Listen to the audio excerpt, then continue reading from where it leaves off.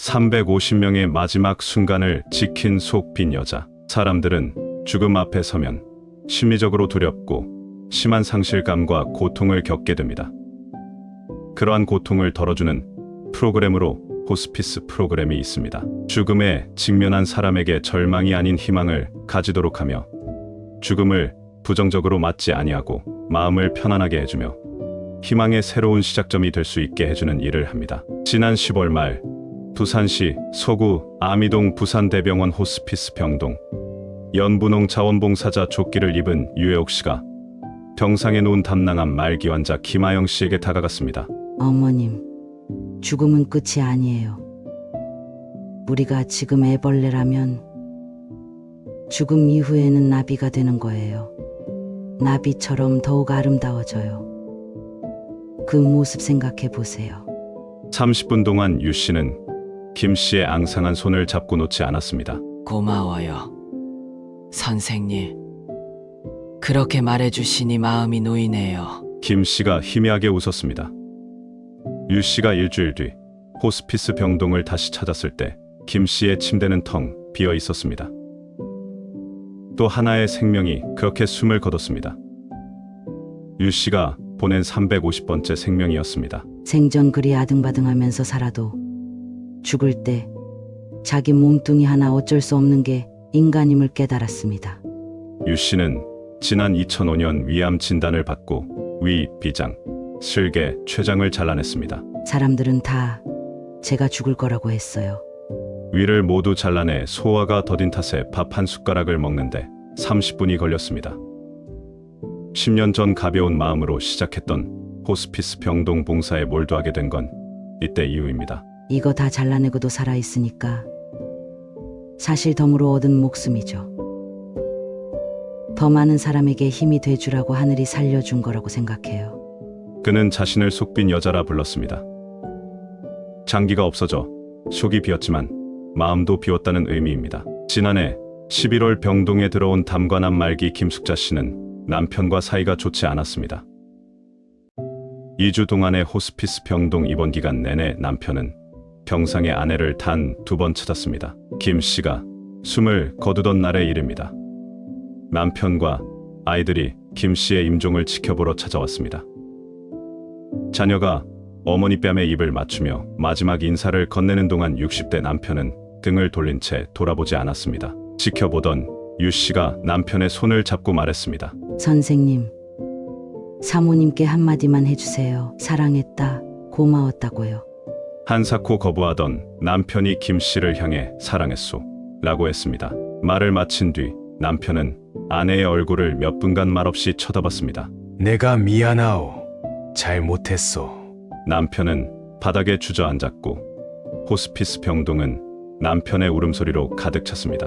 2004년 대장암 말기로 입원했던 한영애 씨는 큰아들이 7살 때 이혼하고 두 남매를 의붓어머니에게 맡겼습니다. 임종을 앞두고 아이들이 보고 싶었지만 내가 무슨 면목으로 애들을 보겠느냐며 망설이던 그였습니다. 어머니, 하나도 안 늦었어요. 계속 전화하세요. 전화해서 사랑한다고 하세요. 10번 통화 끝에 아들과 딸은 전화를 받았습니다. 미안해. 엄마가 잘못했어. 사랑했어. 엄마 죽은 다음에도 계속 사랑할 거야. 아이들은 10년 만에 만난 친엄마의 임종을 지켰습니다.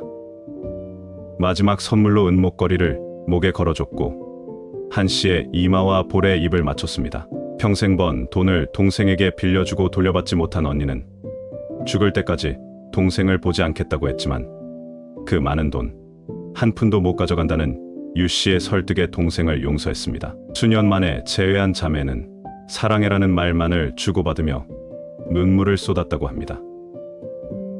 결국 마지막 순간에 우리에게 남는 건 사랑뿐이라는 진실을 알게 됩니다. 유 씨는 매주 서너 번씩 금정산을 오릅니다.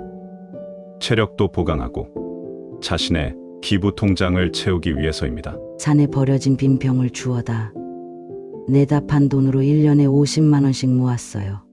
암 진단을 받고 이제 더는 봉사를 못하게 됐으니 돈이라도 남기고 죽어야겠다고 생각하고 모은 돈이 어느새 320만 원을 넘었습니다. 매년 50만 원을 두산대병원 호스피스 병동에 기부하기도 합니다. 기부 통장에 돈은 죽을 때까지 계속 모을 겁니다. 나이가 들어가면서 우리는 자주 주위 사람들의 죽음과 직면하게 됩니다. 그럴 때마다 죽음에 대해 생각해보게 됩니다. 이전엔 나와는 거리가 멀다고 생각하던 죽음, 생각조차 잘 하지 않았던 죽음이지만 내가 죽으면 어떻게 될까 하는 생각이 문득 들게 합니다. 영원할 거라고만 생각해오다가 죽는다는 생각에 미치면 누구나 숙연해지게 됩니다. 인간이면 누구나 죽게 됩니다. 독일의 철학자 하이데거는 죽음이란 어느 때 방문해 오는 사건이 아니라 인간 탄생 때부터 붙어있는 사실이다라고 했습니다. 그래서 죽음은 준비되어야 합니다. 아무리 죽음에 대하여 이야기하기 싫다 해도 얼마 안 가서 죽음을 만나게 될 것이기 때문입니다. 길을 가다가 지금 천국에 갈 수 있느냐는 물음과 지금 죽어서 천국에 간다면 가겠냐는 전도지를 받고 내가 지금 죽는다면 그 질문에 그리스도인으로 그럴 수 있다고 생각하지만 다시 생각해보니 그럴 믿음의 용기가 없는 것 같습니다. 천국이 좋긴 하겠지만 아직 준비가 되어 있지 않기 때문입니다. 사람은 인생을 살면서 여러 가지 준비를 하며 삽니다. 그 가운데 가장 중요한 것은 죽음에 대한 준비를 해야 합니다. 죽음을 안다는 것은 인간이 하나님께로부터 받은 축복 중 하나입니다. 왜냐하면 죽는다는 사실이 삶을 바르고 보람되게 살도록 채찍질하기 때문입니다. 바울의 고백입니다. 나는 날마다 죽습니다.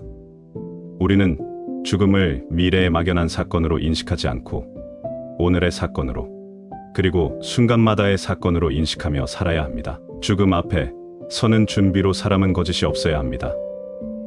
헛된 욕심을 부리지 않아야 합니다. 겸손하고 착하게 살아야 합니다. 모든 것을 용서하고 이해해야 합니다. 바울처럼 우리도 매 시간마다 죽어야 합니다. 그리스도인으로 죽음을 오늘의 사건으로 인식하고 산다면 그 삶은 엄청나게 달라져야 합니다. 몽테뉴는 수상록에서 인간 생애의 목적은 죽음이다. 그래서 사람이 죽음을 멀리하거나 잊어버리려 하는 것은 산다는 목적을 잃어버리는 어리석음이라고 했습니다. 우리의 신앙이 죽음을 알기에 더 철저해져야 합니다.